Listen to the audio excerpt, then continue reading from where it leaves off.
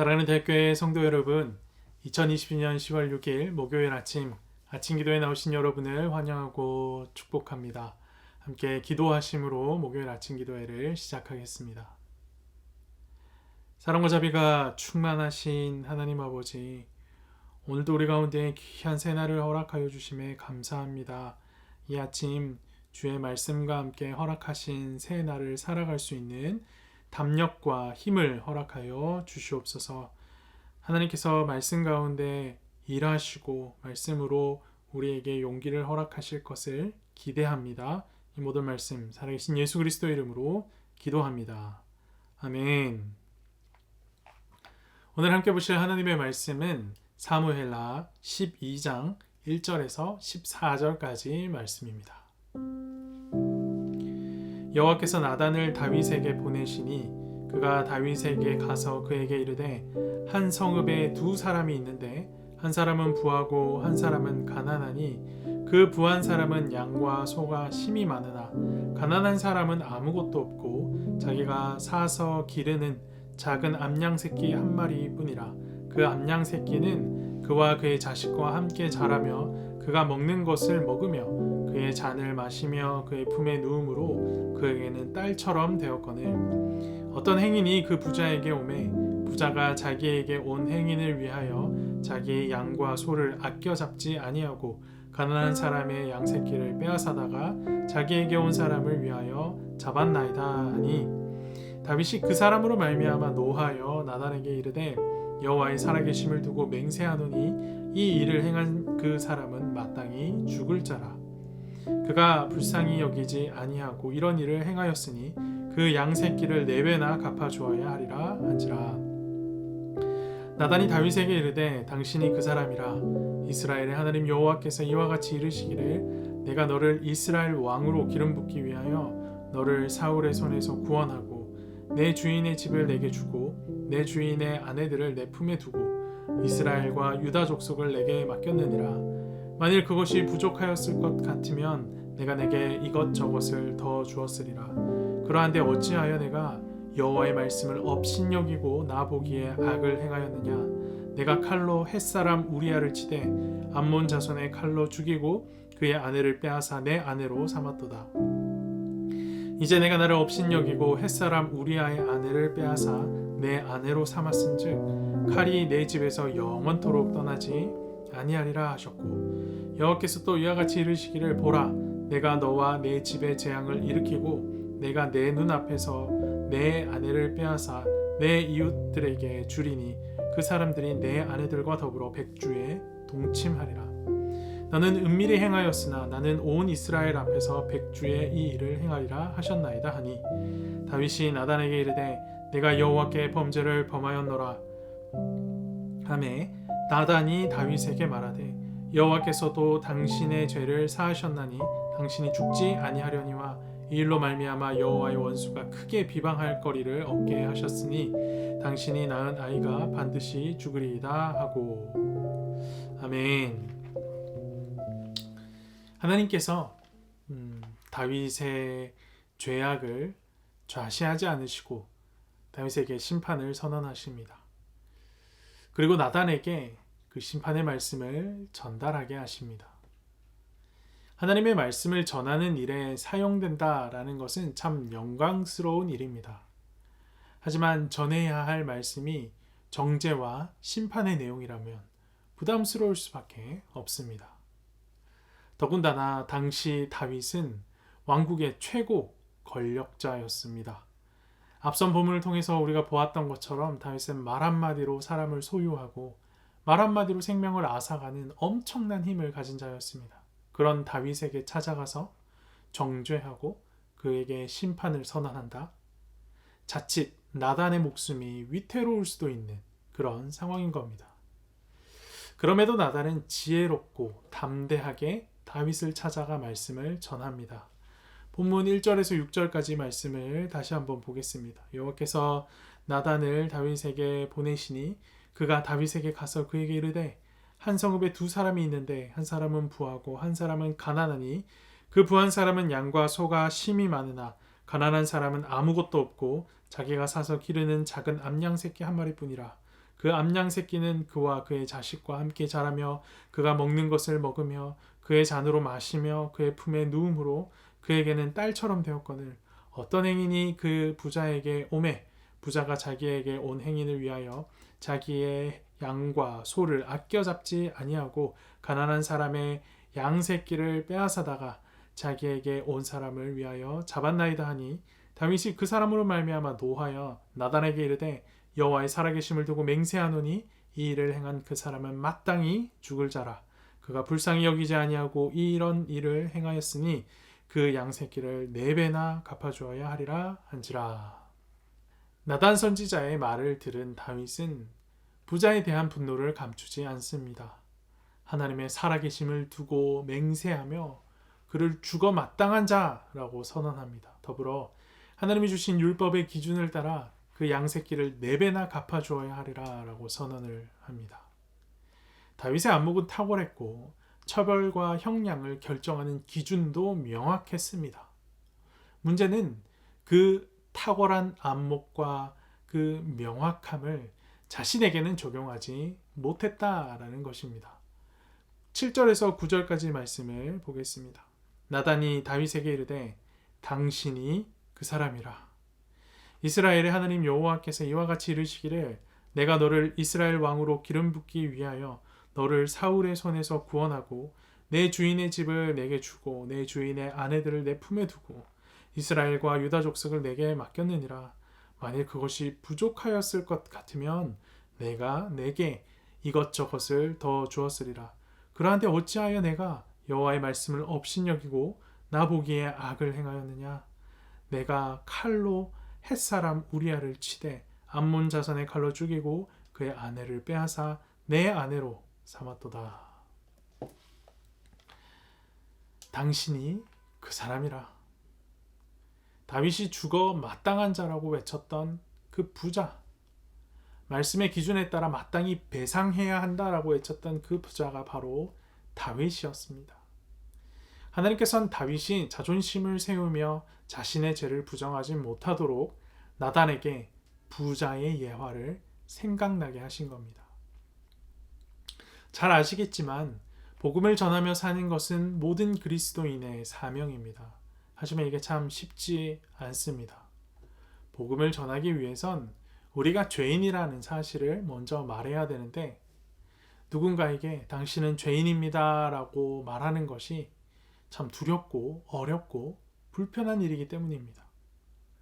하지만 주의 말씀에 순종하여 복음을 전하고자 하면 하나님께서 지혜를 허락하십니다. 하나님께서 말씀을 전하는 나단에게 지혜를 주셔서 다윗에게서 그의 목숨을 지키셨던 것처럼 주의 말씀에 순종하여 복음을 전하고자 하는 우리에게도 지혜를 주셔서 세상의 손가락질과 비판 가운데 우리를 지키실 것입니다.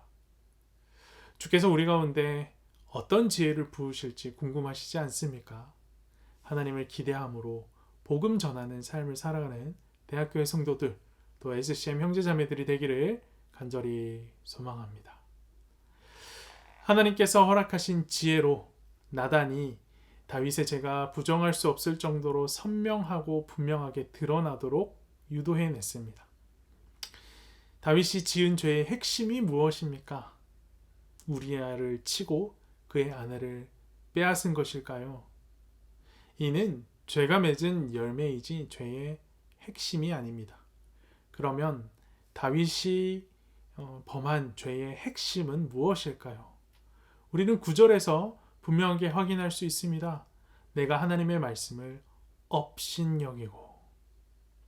다윗은 하나님의 말씀을 업신여기는 죄를 범했습니다. 남의 죄악은 그 누구보다 탁월하게 발견하고 그에 따른 율법의 조치는 누구보다 잘 알고 적용할 줄 알았지만 그 말씀을 자기 스스로에겐 적용하지 않는 죄. 하나님은 이것이 다윗이 범한 하나님의 말씀을 업신여긴 죄다라고 말씀하시는 겁니다. 그리고 이 죄에 대한 하나님의 심판이 선언됩니다. 10절에서 12절까지 말씀을 보십시오.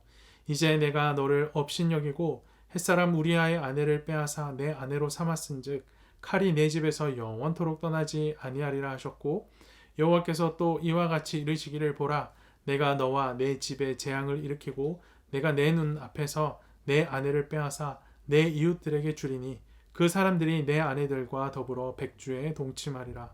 너는 은밀히 행하였으나 나는 온 이스라엘 앞에서 백주의 이 일을 행하리라 하셨나이다 하니. 하나님의 말씀을 업신여긴 죄의 결과는 무겁습니다. 칼이 내 집에서 영원토록 떠나지 않을 것이다 라고 말씀하십니다. 이 말씀은 다윗의 통치 가운데 많은 사람이 죽게 될 것이다 라는 말입니다. 실제로 다윗 왕과 내부의 분쟁으로 인해서 내전이 이어지면서 많은 백성이 죽음을 맞이하게 됩니다. 내가 너와 내 집에 재앙을 일으키겠다라고도 하십니다. 다윗 집안 사람의 죽음에 대한 예고입니다. 실제로 다윗의 아들들인 암논과 압살롬 그리고 아도니아가 죽음을 맞이하게 됩니다. 내 아내를 빼앗아 내 이웃들에게 주어 백주에 동침하게 하겠다라고 하십니다. 이 말씀은 정말 말 그대로 일어납니다. 사무엘하 16장 22절 말씀을 보면 이 일이 주님 말씀하신 그대로 일어났다라는 사실을 우리가 확인하게 됩니다. 이처럼 하나님께서는 말씀을 업신여긴 죄를 엄하게 다스리십니다. 다윗의 죄악은 율법을 맡았지만 율법대로 살지 않았던 신약의 유대인들을 떠오르게 합니다. 바울이 이들을 책망하며 율법을 자랑하는 내가 율법을 범함으로 하나님을 욕되게 하느냐라고 외쳤었지요. 구약의 다윗도 신약의 유대인들도 하나님의 말씀을 자신에게 적용하지 않는 죄, 하나님을 업신여긴 죄를 지었던 것입니다. 그리고 오늘날 우리 또한 하나님을 업신여기는 죄에서 자유롭지 못합니다. 말씀대로 살지 않는 형제의 티는 보면서 말씀대로 살지 않는 자신의 들보는 깨닫지 못할 때가 너무 많기 때문입니다. 이렇게 말씀드리면 불편한 마음이 생기실 겁니다. 목사님은 잘하십니까? 목사님부터 잘하시지요. 저라도 이런 말이 목구까지 차오를 것 같습니다. 그런데 이 불편함을 넘어서야 합니다. 남이 잘하고 남이 잘못하는 것은 나의 구원에 아무런 영향을 미치지 않기 때문입니다. 이런 측면에서 우리는 다윗에게 배울 것이 있습니다. 다윗은 나단을 향해 너나 잘하라고 외치지 않았습니다. 다윗은 자신이 하나님 앞에 지은 죄를 솔직하게 회개합니다. 13절, 14절 말씀을 보십시오. 다윗이 나단에게 이르되 내가 여호와께 죄를 범하였노라 하매 나단이 다윗에게 말하되 여호와께서도 당신의 죄를 사하셨나니 당신이 죽지 아니하려니와 이 일로 말미암아 여호와의 원수가 크게 비방할 거리를 얻게 하였으니 당신이 낳은 아이가 반드시 죽으리이다 하고 다윗이 회개합니다. 내가 여호와께 죄를 범하였노라. 오늘 본문만을 보면 이것이 한 줄짜리 짧은 회개처럼 보이지만 실은 그렇지 않습니다. 시편 51편 말씀을 보면 다윗이 얼마나 처절하고 또 철저하게 하나님 앞에 회개했는지 우리는 확인할 수 있습니다. 다윗의 회개를 지켜본 나단이 다윗에게 말합니다. 여호와께서 당신의 죄를 사하셨습니다. 그러니 당신은 죽지 아니할 것입니다. 우리는 이를 통해 다윗이 지은 죄가 죽어야 사해지는 죄이다라는 사실을 알 수 있습니다. 실제로 율법에 의하면 다윗은 죽어야 했습니다. 신명기 22장 22절을 보면 어떤 남자가 유부녀와 동침한 것이 드러나거든 그 동침한 남자와 그 여자를 둘 다 죽여서 이스라엘 중에서 악을 제거하라라고 하는 말씀이 분명하게 기록되어져 있기 때문입니다. 다윗은 마땅히 죽어야 했습니다. 하지만 하나님께서 다윗의 죄를 사해 주시고 생명을 이어가게 하십니다. 다윗에게 엄청난 은혜가 임한 것이죠. 하지만 이 은혜는 거저 주어지는 것이 아닙니다. 14절 말씀을 다시 한번 보십시오. 이 일로 말미암아 여호와의 원수가 크게 비방할 거리를 얻게 하였으니 당신이 낳은 아이가 반드시 죽으리이다 하고 다윗은 죄를 고백하고 회개함으로 죽음에서 벗어나게 되었지만 다윗 대신 밧세바에게서 난 아들이 죽게 될 것입니다. 다윗 대신 다윗의 아이가 죽는 것입니다. 우리는 이를 대속이라 말합니다. 다윗이 은혜를 경험한 것은 철저한 회개가 그에게 있었기 때문입니다. 하지만 회개는 죄의 값을 갚는 행위, 죄를 탕감받을 만한 정당한 행위가 아닙니다. 회개는 하나님께서 우리에게 은혜를 베푸시기 위해 마련한 수단일 뿐입니다. 그럼 죄사함의 은혜는 무엇으로부터 오는 것일까요? 죄사함의 근거는 대속에 있습니다.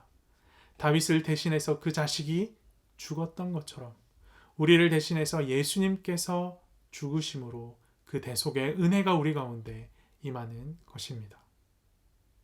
사랑하는 대학교의 성도 여러분, 은혜는 거저 주어지지만 은혜는 절대 공짜가 아닙니다.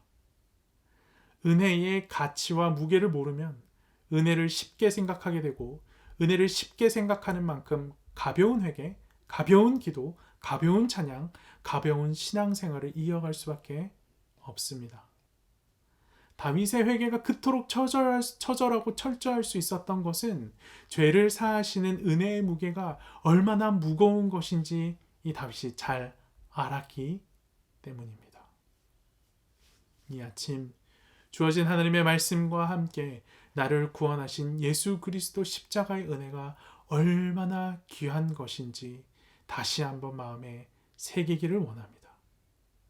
은혜의 무게감을 기억함으로 해도 되고 안 해도 되는 깃털 같은 가벼운 신앙생활, 세상의 기쁨과 너무도 쉽게 맞바꿀 수 있는 가벼운 신앙생활에서 벗어나 세상 무엇과도 바꿀 수 없는 참된 행복과 기쁨을 누리며 살아가는 대학교의 성도들이 되기를 간절히 소망합니다. 함께 기도합시다. 살아계셔서 역사하시는 하나님 아버지, 오늘 우리는 주어진 말씀과 함께 주님께서 우리 가운데 허락하신 은혜는 분명 거저 주어지는 것이지만 그 은혜의 값은 결코 가볍지 않다라는 사실을 분명하게 확인합니다.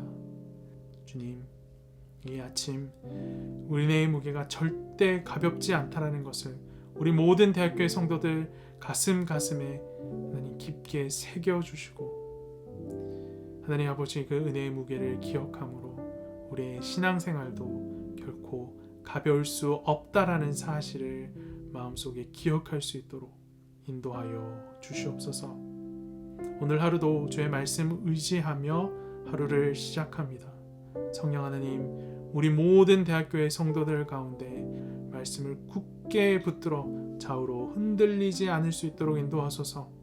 우리 인생의 닻을, 우리의 영혼의 닻을 말씀 가운데 강하게 내려서 그 말씀에서 벗어나지 않는 인생, 그리하여서 주님께서 허락하시는 약속된 복들 누리며 살아가는 귀한 하루가 될 수 있도록 인도하시고 함께하여 주시옵소서. 오늘 하루의 삶도 주님 손에 온전히 맡겨드립니다. 이 모든 말씀 살아계신 예수 그리스도 이름으로 기도합니다. 아멘.